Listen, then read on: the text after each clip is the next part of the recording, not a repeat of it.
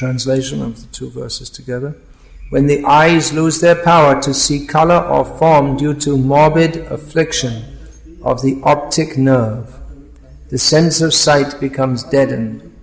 The living entity, who is the seer of both the eyes and the sight, loses his power of vision. In the same way, when the physical body, the place where perception of objects occurs, is rendered incapable of perceiving, that is known as death. When one begins to view the physical body as one's very self, that is called birth, purport. When one says, I see, this means that he sees with his eyes or with his spectacles. He sees with the instrument of sight. If the instrument of sight is broken or becomes diseased or incapable of acting, then he as the seer also ceases to act. Similarly, in this material body, at the present moment the living soul is acting, and when the material body, due to its incapability to function, ceases, he also ceases to perform his reactionary activities. When one's instrument of action is broken and cannot function, that is called death. Again, when one gets a new instrument for action, that is called birth. This process of birth and death is going on at every moment by constant bodily change. The final change is called death, and acceptance of a new body is called birth. That is the solution to the question of birth and death. Actually, the living entity has neither birth nor death, but is eternal, as confirmed in Bhagavad Gita, Nahanyate hanyamane sharire. The living entity never dies, even after the death or annihilation of this material body. A blind man has the ability to see. A dumb man has the ability to speak. Because ultimately the soul has all these abilities. Due to some reaction, it's severe sinful reaction, one may be born or acquire the disability of not being able to see, of not being able to speak, of not being able to hear, or to have these and other similar functions impaired. But actually the soul has the ability to see, hear, smell, taste, feel, touch, all these sensory abilities. But when he doesn't want to see Krishna, or hear Krishna, or taste Krishna, when he wants to use his senses for his own sense gratification, then that in itself is sinful and is the cause of acquiring various kinds of bodies with various levels of sensory perception and sensory abilities. Srila Prabhupada explained, or Shastra explains, that those who in the human form of life like to unrestrictedly eat meat, then they may become in their next life a tiger. They'll get the tiger has ability to eat meat raw. He doesn't take cooked meat. Or if one is addicted to sex, then he may get the opportunity to become a monkey or a pigeon. And even sometimes old men whose sexual gland is worn out by overuse, they may have the sexual gland of a monkey put into their body so that they can go on enjoying that.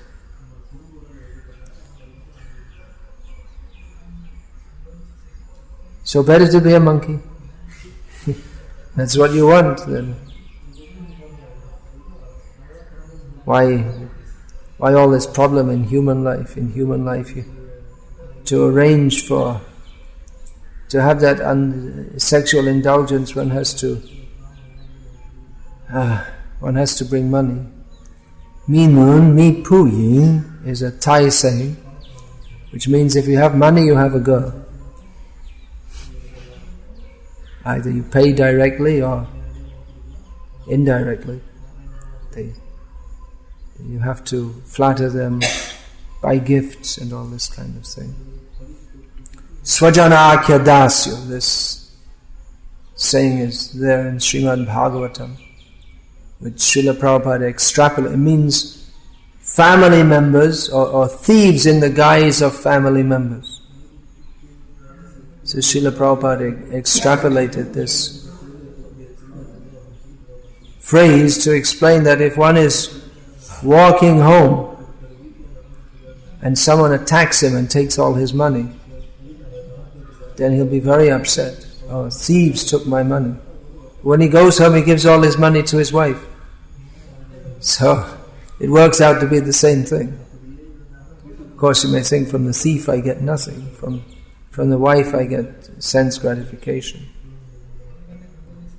But the point is, the money's gone.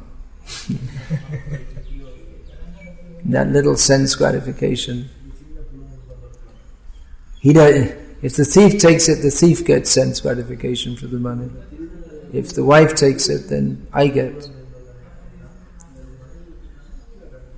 So all this seeing, hearing, touching, smelling, tasting, feeling, not in relationship to Krishna, gives us various opportunities to indulge in various kinds of tasting, smelling, feeling, hearing, touching, thinking in various species of life.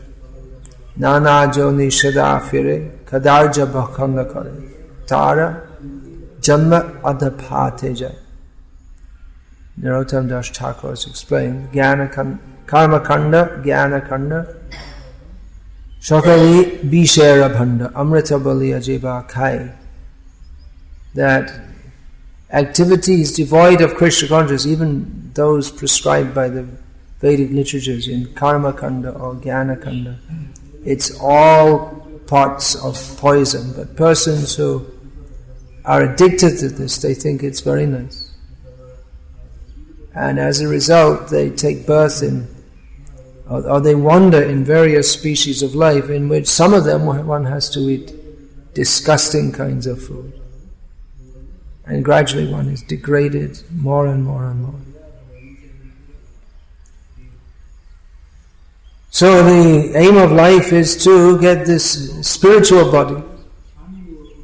The aim of life is to get a life, real life. Real life means in service of Krishna. We say life in the material world. Life in the material world means death in the material world.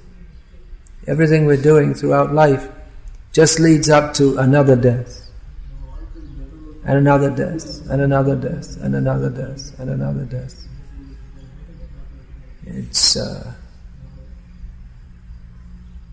There were some experiments conducted by psychologists on monkeys, that they would put some banana inside some kind of device, so that the monkey would reach for that, and as he reached for that, something would come and beat him. So as soon as he gets to the banana, gets beaten. So after some time, he's only looking at the banana and thinking, I'd like to have it, but he doesn't. He thinks the pain of getting it is too much. I'd love to have the banana, but the pain of getting it is not worth it.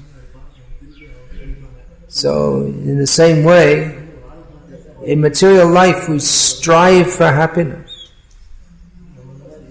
And we should be intelligent enough to understand that the pain of getting that very insignificant amount of happiness, it's just not worth it. But we're not as intelligent as the monkey. Well, the monkey, of course, that's a very simple cause and effect. Go to take the banana, get beaten. Some stick, automated stick, or whatever it may be, comes to beat him. Or puts his hand out and the hand gets beaten with a stick. So Of course, material life, it's much more complex. We may not see the stick immediately. Often people ask, why is it that bad people, they seem to thrive, whereas good people, they seem to suffer? But it's not like that. The reactions will come in due course of time. Often the bad people, they are given a chance to fully indulge in their bad nature, and so they can get full reaction. And the good people, they're also bad. What we call good people. Good people means they want to enjoy sense gratification separate from Krishna, but in a manner which is not as bad as the others, who simply want to grossly exploit others. The good people, they want to subtly exploit others, or whatever it may be. Everyone is forgetting Krishna. So this is the kindness of the Supreme Lord. Maya, this term, Maya is sometimes described, Bhaktivinoda Thakur is described as pishachi, seems to be just like a witch, makes all kinds of horrible arrangements.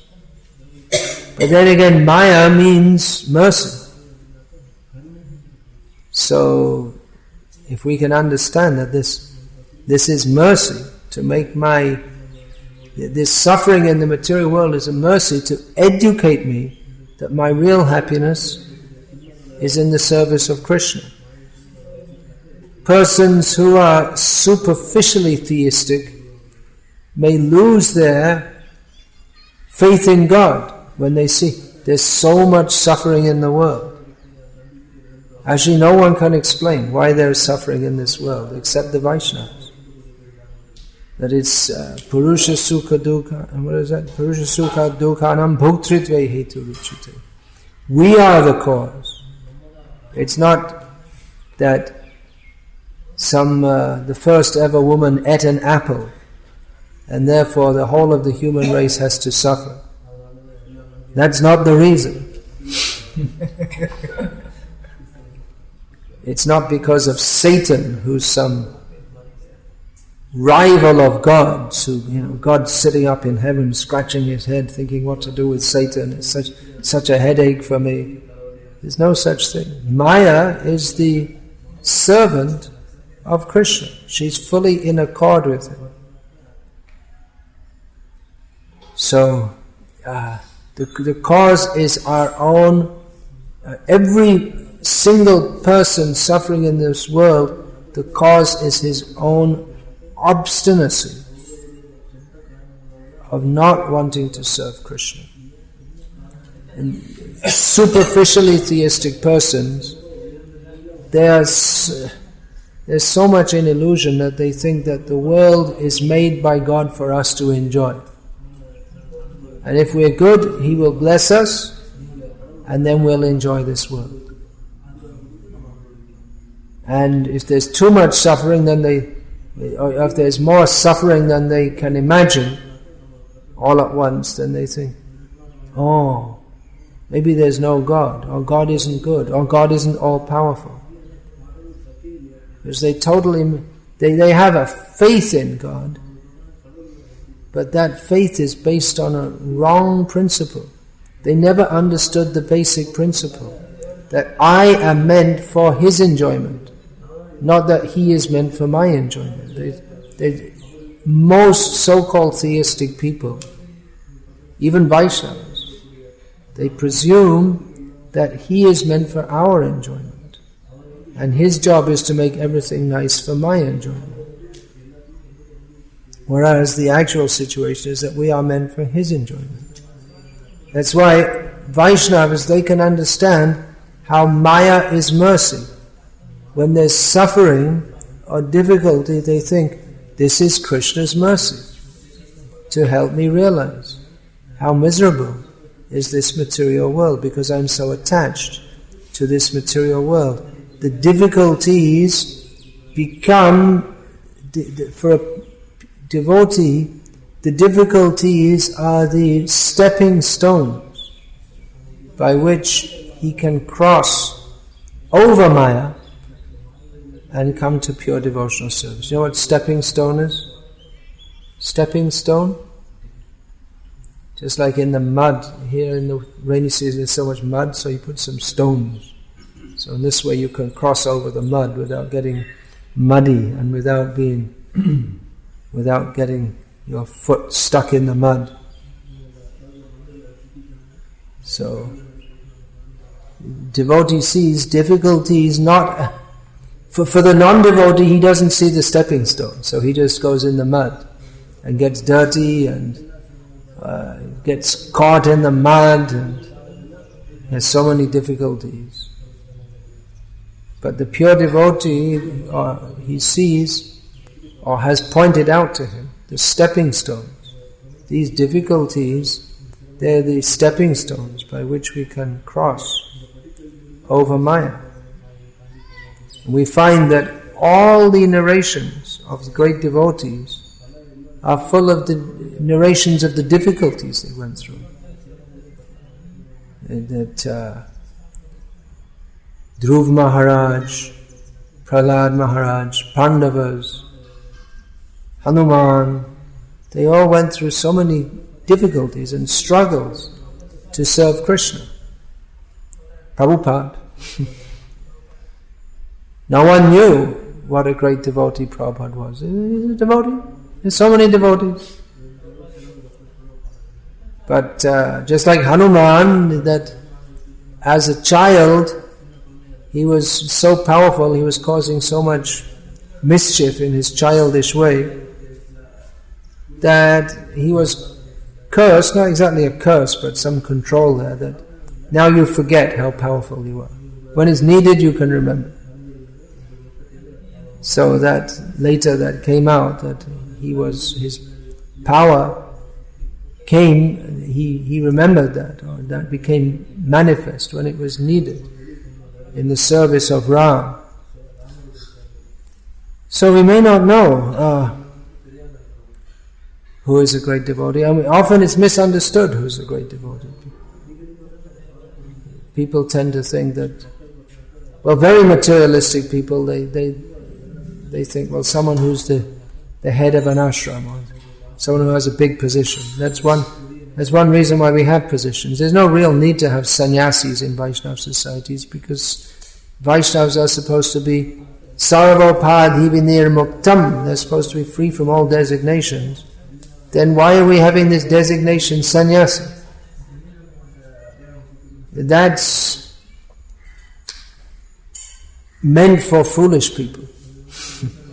They'll see, oh, very big, very important. All right, let's listen to what he says and take it seriously. Or let's do some service to help him with his service. But those who are more intelligent, they don't need the formal designation. They can recognize who is a Vaishnava without this, without the official designation. And it may be that someone's interested in getting that designation because he's on the platform of designations. He's not. When one is actually free from all designations, then he should become a sannyasi. If one wants to become a sannyasi just to get a big designation, he's absolutely not understood what Vaishnava sannyasi is meant for. Vaishnava sannyasi is meant for preaching Krishna consciousness, more than renunciation. It's not meant that Vaishnava sannyasis have to roast themselves on hot coals or put themselves in icy water. It's not required or even desirable, because how can Krishna be served by doing that? Aradhito yadi haris tapasat tatakim.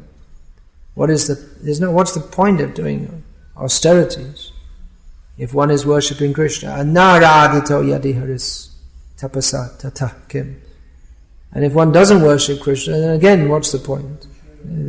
If you are worshipping Krishna, there's no need to. And if you don't worship Krishna, then there's no benefit in doing. Either way, there's no point in artificial austerities. So,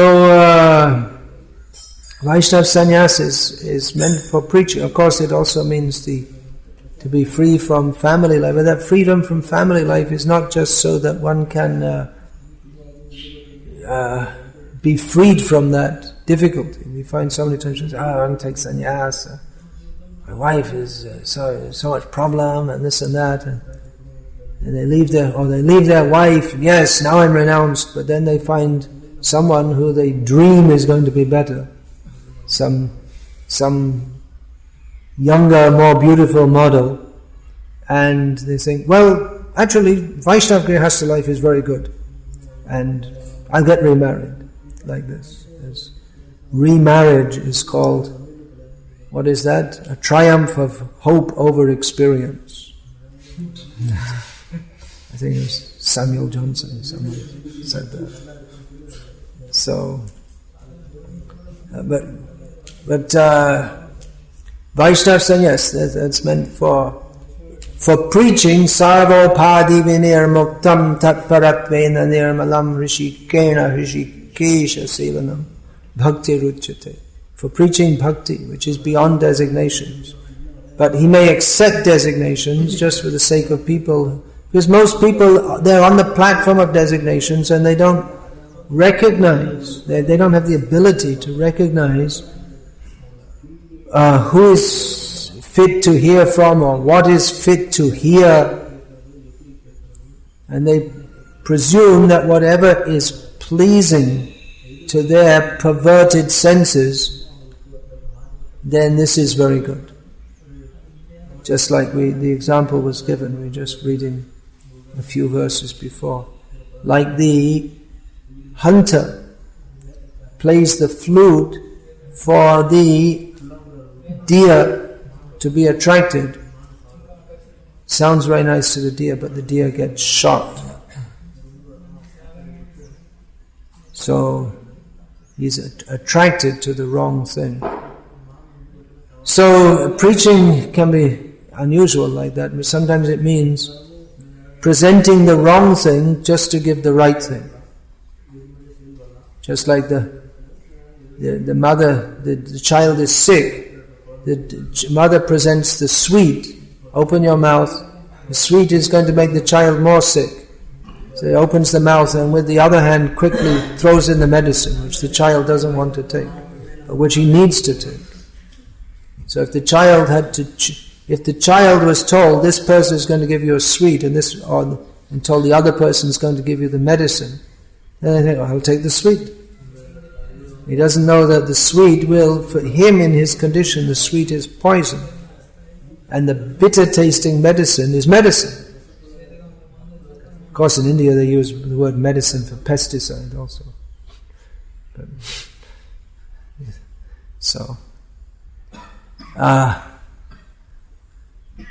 So he's not because he's on the sensual platform, not on the platform of intelligence. He can't distinguish who is actually his benefactor. He thinks that the one who gives me sweet, he is my benefactor. But he doesn't know. He doesn't know what is his real self-interest. So in the same way, people like gurus. There's a guru, or so-called guru, coming to Salem soon, in 2 days. There's posters all over the town advertising that he's coming, but no one will benefit. In fact, we can benefit if we don't go to see him. And if we keep away, the further we keep away, the better. Because he's a cheater. He's taking the position of a guru and a saint and a paramahamsa without teaching Sarvopadi vinir muktam tatparatvena nirmalam rishikena rishikesha sevanam bhakti ruchyate. He's not teaching pure devotional service. So, but people like, what does he teach anything? He must teach something. What does he teach? Any idea? Some kind of bhagavat. Oh, I saw that he teaches Nitya Dhyana, daily meditation.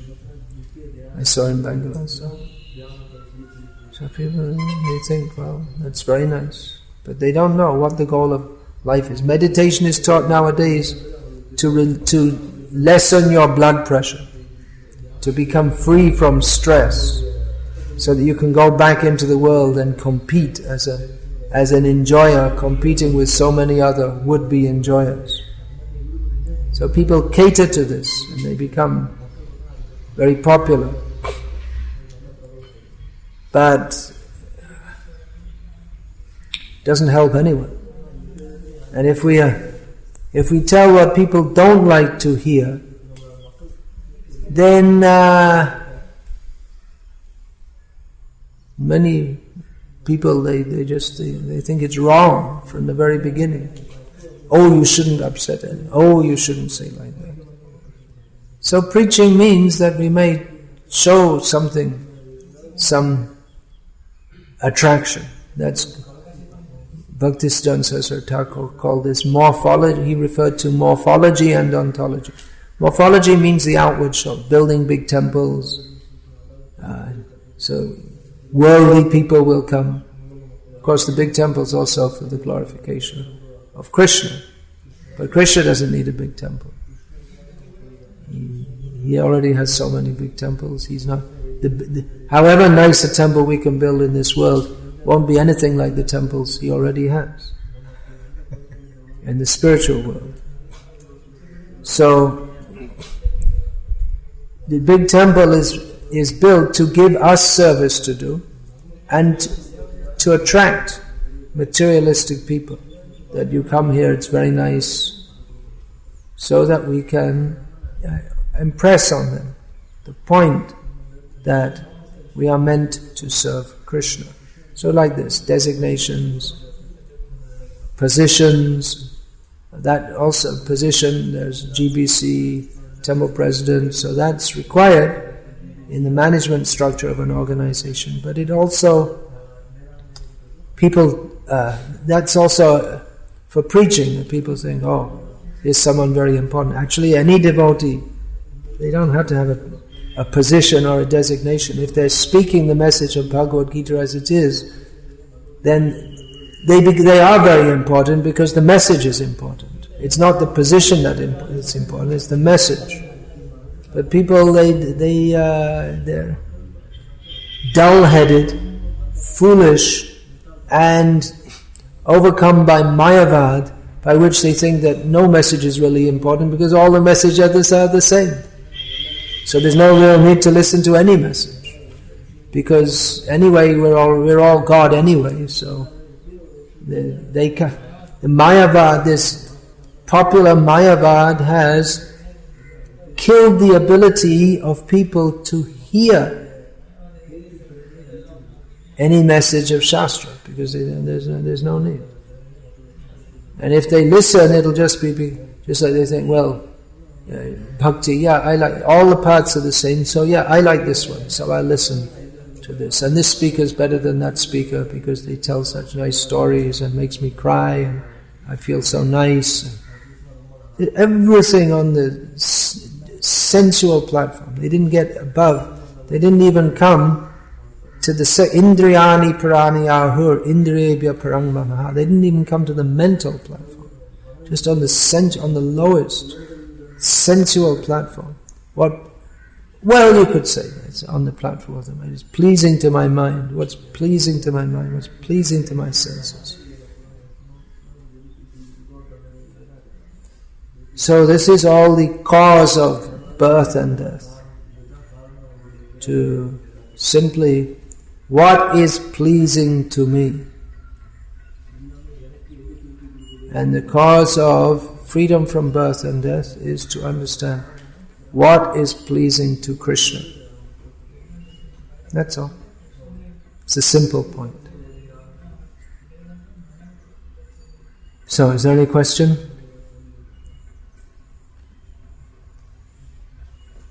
Yeah. Sometimes you get question, especially in the West, that there are so many spiritualists coming to the West, and somehow or other they're benefiting people by propagating some idea of spiritualism. And many devotees came to Krishna for true Sai Baba, true this, true. What is actually beneficial, what is not beneficial? Yeah, all right. I'll repeat the question. There's sometimes it's said that there are so many spiritualists, and they're all propagating something good. And even some devotees, they came first to Sai Baba or whatever. There was one man I'll speak about it. So they're not that bad. They're not so bad.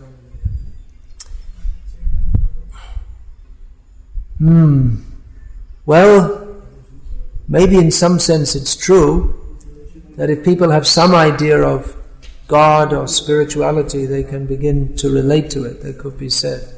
Although in China, where all spiritual culture is being killed, still people are becoming devotees. There's no spiritualists, there's not been for generations, so-called spiritualists, because it's the natural tendency of the soul to love Krishna. So they may say something good, just like they may say that we accept the Vedas. So that's good if they say that. But then the way they accept the Vedas is so wrong that whatever good they do is cancelled out by the bad. So, Vedic culture, practically Shankaracharya, he kept the Vedic culture alive when it was almost completely engulfed by Buddhism. So points like that, respect for the Brahmins, protection of cows. At that time there's also the respect for and worship of the king, which is a forgotten part of Vedic culture nowadays.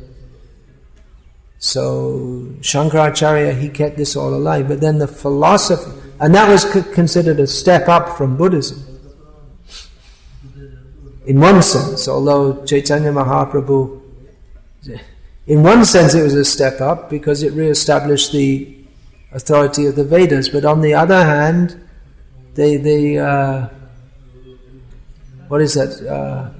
Vednamaniya bodh hoito nastik. What is that? Nirishavad bodhike adik. What is that second?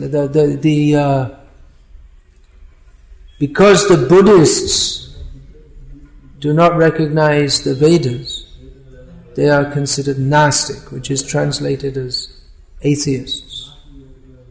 Then Vedashray Bodhavad Buddha Kayadik. I can't remember exactly how the second line goes, but it means that Mayavad, which means they take the message of the Vedas and preach more or less the same thing as the Buddhists.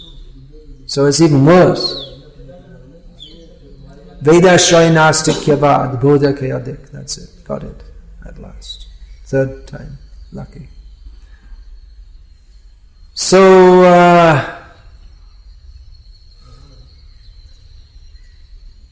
it may be, but we have to be very careful about this, because unless one fully understands that pretty much everything they say is poisonous, then the poison will remain. You have to... Okay, so Sai Baba, they say that the Upanishads are good. Alright, that's good. But then when they say the Upanishads are meant for understanding him, that's blasphemy. It's highly poisonous. And we don't find many people, they come from Sai Baba to Krishna at all.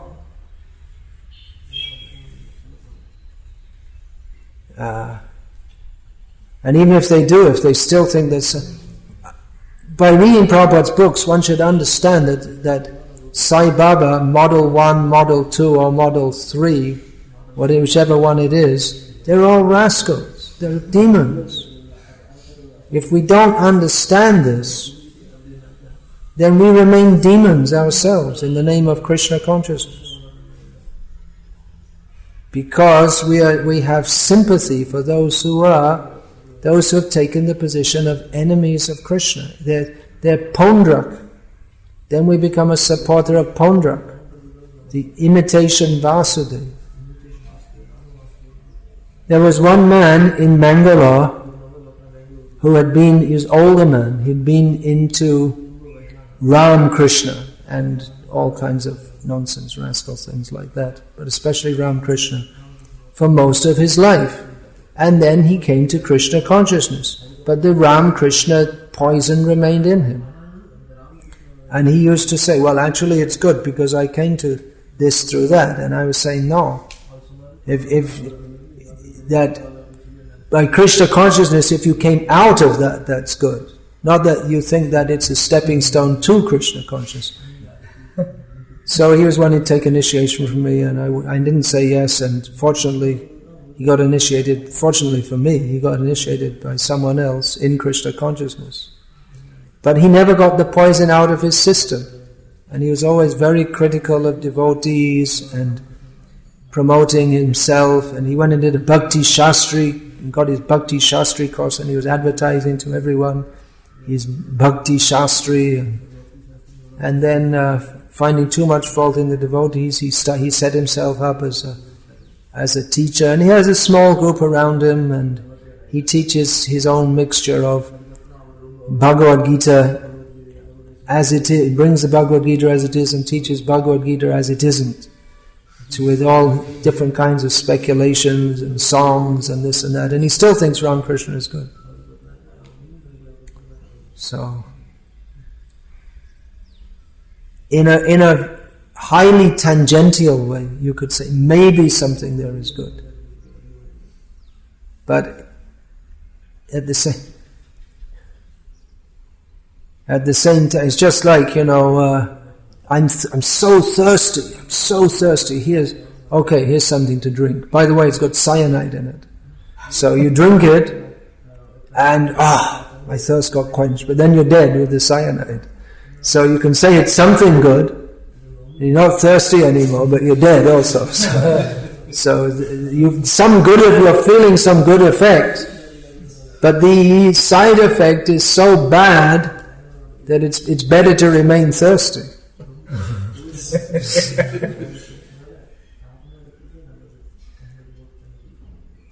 There are examples are given in the Bhagavatam. Crossing the ocean of material existence on a stone boat. Here's a boat made out of stone. So what will be the result? You go on a stone boat and you'll sink. Or you see a dog is swimming in the sea, and you think, I want to cross from, I have to go from Chennai to, what's that? Port Klang. That's the port of Kuala Lumpur, Malaysia. I want to cross the sea. So the dog is swimming in the sea. Okay, I'll catch his tail and he'll carry me over. It's not a good proposition. The dog is not capable. He can hardly swim himself.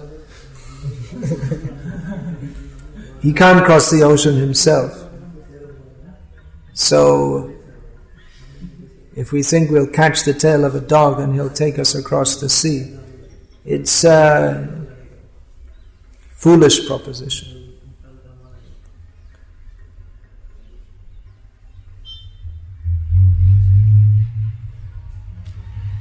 I saw different Indian gurus in my youth, and the result of that was when I was first shown Prabhupada's books, I refused to look at them. Because I said that, well, I've seen all these Indian swamis, they're all cheaters. So, if one is attracted to that, then if one is at all sincere, then Krishna within his heart will reveal to him practically immediately that these people are all cheaters. If we're looking for the real thing, we may not even know what it is exactly, but Krishna will give us the intelligence to clearly understand what is not the real thing.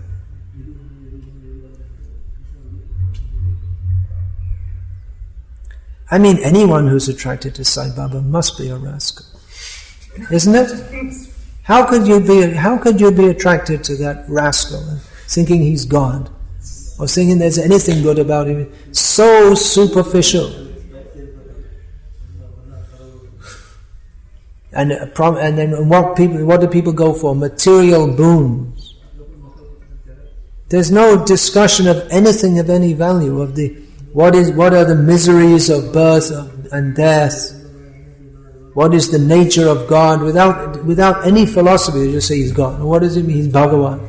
What does it mean, Bhagavan? No idea, nor are they interested in discussing. So it's only for very superficial, insincere people. So you could maybe say that Sai Baba helped me to come to Krishna. And I looked at him and I immediately understood there's not Krishna. and then there's one less I had to look at. So,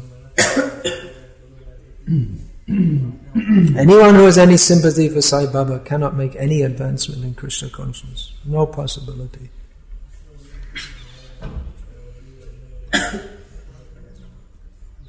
What do you think?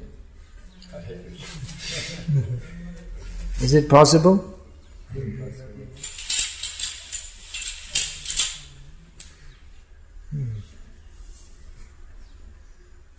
rascal, you say in the book, think of Krishna, Rama or me. I read the line in his book, think of Krishna, Rama or myself. Yeah, and he says that someone was telling me that he'd seen the devotees of Krishna that, they haven't realized yet, but they're worshipping me. They didn't yet realize. That photo with Krishna's photo, and they insert ugly face of. I didn't see that. Yeah, there's so many things. Venkatesh Subrabhatam, and they change and they put his name in. Gayatri mantras. Is it? Yeah, there's no proper government in this country. Otherwise, they should have hanged him long ago. They shouldn't allow people. They got that also? Yeah. And Kalki has Hare Kalki, Hare Kalki, Kalki, Kalki, Hare. All right, you're going to go and do that show today? Anyway. You can, huh? Anybody. You tell them that you can take this point. You say, and just take one point. There's one certain so-called Paramahamsa coming now, and they've taken out Venkatesh Supreme. Now, who is Venkatesh? He is the Supreme Lord. He is Krishna, Narayana, Hari, recognized by all acharyas, all shastras, since time immemorial. Now, already they have this, they changed it to Sai, and now they change it to this person also. So is this not sinful? Is he the cause of creation, maintenance and destruction of this world? When he gets diarrhea, can he even control his movements? And he can't. And you're saying he's controlling the whole world? If he's Bhagavan, just like Pondraka was killed, let him come and kill me. Or Prabhupada used to say, I'll kick them in the face. What will they do? These people are very, very sinful. You see, they have all this RSS and they want to crush the Muslims and this and that. I'd say crush the Hindus, these rascals, cheaters first. Actually, they don't like them either. I know they don't like Sai Baba, the RSS people. Once I was in a hostel program in Osmania University in Hyderabad, and at the end someone asked me, what do you think of Sai Baba? I just explained what is the nature of Bhagavan, and then how Jiva cannot be Bhagavan, and then I went through a philosophy, and then I said at the end, so anyone who says Sai Baba is Bhagavan, he's wrong, he's not, he's just a big rascal. And then they all clapped. I don't know if they're going to clap or shoot me or whatever. But they were, then afterwards I understood they're RSS supporters. They don't like him. He's cheating. So this is, no wonder people are becoming Christians. I mean, if Christians, mostly they're becoming by chicken Christians or whatever. They give them a chicken every Sunday.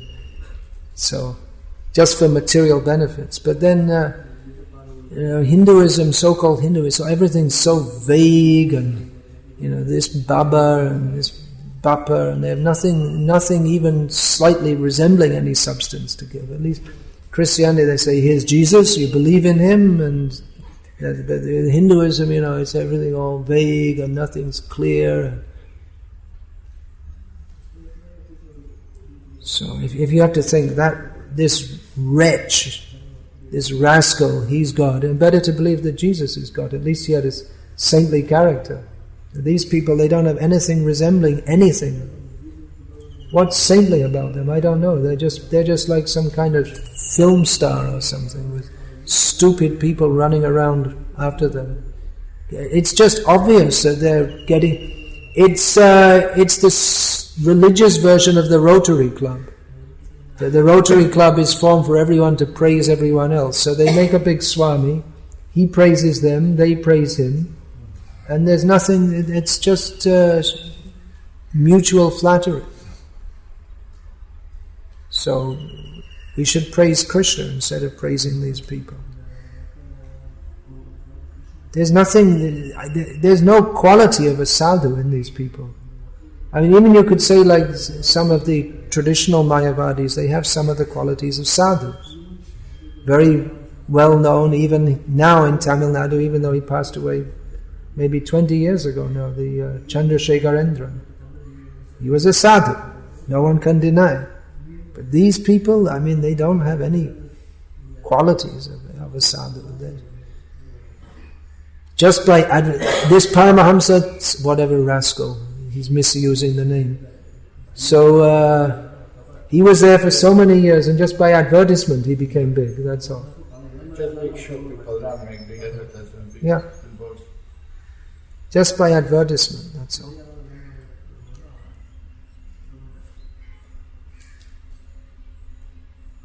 So you better distribute the books. And sometime people might understand what's real and what's not.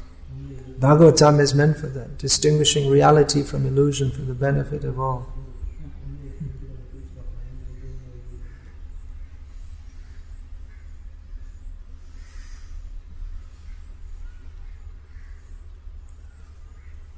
You can ask this guy, then if you're God, you just say what I ate for breakfast 3 days ago.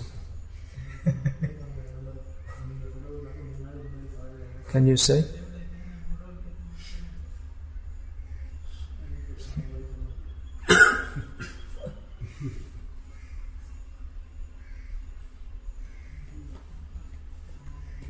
It's easy to understand they're cheaters. But then this Sai Baba, he cheats and he says, well, I don't say I'm God, my followers say. But you accept it. You accept. In one purport, Prabhupada says this Krishna consciousness movement is meant for killing all the bogus incarnations. So we can't physically kill them. Unfortunately, it's not, In Kali Yuga, it's better not to start killing because and everyone just starts killing left, right, and center, isn't it? But we should kill them by exposing them to be such rascals. Yeah, this is good service. This we should do. So many devotees are talking about these gopi leelas and Chaitanya Mahaprabhu's leelas. All very nice, but we have some service right here now. Let's drive out. The Prabhupada said, my mission is to drive agnosticism out of the world.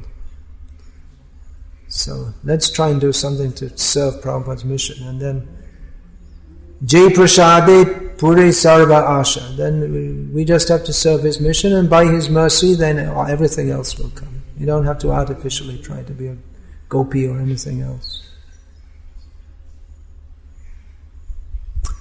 Hare Krishna. Whenever anyone says the word Sai Baba, it gets me going. I really don't like that guy. A very strong and very healthy dislike for that person. Hare Krishna.